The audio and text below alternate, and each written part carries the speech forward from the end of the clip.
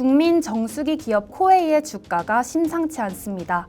한 달 만에 20% 가까이 올랐는데요. 대체 무슨 일이 있었던 걸까요? 코웨이는 주주 환원율을 기존 20%에서 40%로 확대하겠다고 발표하는 등 주주 친화 정책을 펼치고 있습니다.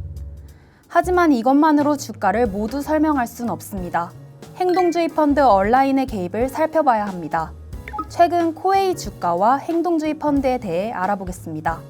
행동주의 펀드는 기업의 경영에 적극 개입해 주주 가치를 극대화하려는 투자자들을 뜻합니다. 일부 지분을 확보한 뒤 배당 확대, 자사주 매입, 기업 지배구조 개선 등을 요구합니다. 행동주의 펀드가 적절히 관여하면 기업 밸류업에 도움이 되지만 과도한 개입은 여러 부작용을 낳는 양면성을 가지고 있습니다.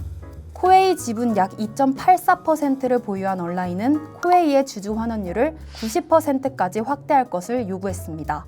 과거 MBK 파트너스가 코웨이의 대주주이던 시절의 평균 주주 환원율과 동일한 수준입니다. 얼라인 파트너스는 넷마블이 코웨이의 최대 주주가 된 후엔 배당 성향을 70% 이상에서 약 20%로 낮추고 기말 배당으로 전환해 사내 유보금을 크게 늘린 점을 지적했습니다. 이익잉여금은 2조 2,700억 원인데 주주 환원을 하지 않으니 코웨이의 ROE, 즉 자기자본이익률이 하락했다고 주장하는 겁니다. 코웨이는 왜 행동주의 펀드의 타겟이 됐을까요? 코웨이는 정수기 렌탈 사업을 통해 안정적인 현금 창출 능력을 갖춘 기업입니다. 6개 분기 연속 1조 원 이상의 매출을 기록하는 등 수익성이 뛰어납니다. 재무 성과는 좋은데 지배구조는 취약합니다. 최대 주주인 넷마블의 지분율은 25.08%에 불과합니다. 일반적으로 최대 주주 지분율이 36.5% 이하일 경우 주주총회에서 경영권 방어가 쉽지 않습니다. 코웨이는 행동주의 펀드 등 제3자의 경영 개입에 취약할 수 있다는 뜻이죠. 현재 코웨이의 주요 주주는 국민연금 6.53%, 임팩스에셋 5.23%, 블랙록 5%입니다. 얼라인이 보유한 지분율은 2.4%에 불과해 단독으로 경영권에 영향을 미치기엔 부족합니다. 단순 표대결로는 승산이 어렵다는 뜻이죠. 다만 의결권 자문기관이나 다른 기관 투자자들과 협력하면 영향력을 행사할 가능성이 있습니다.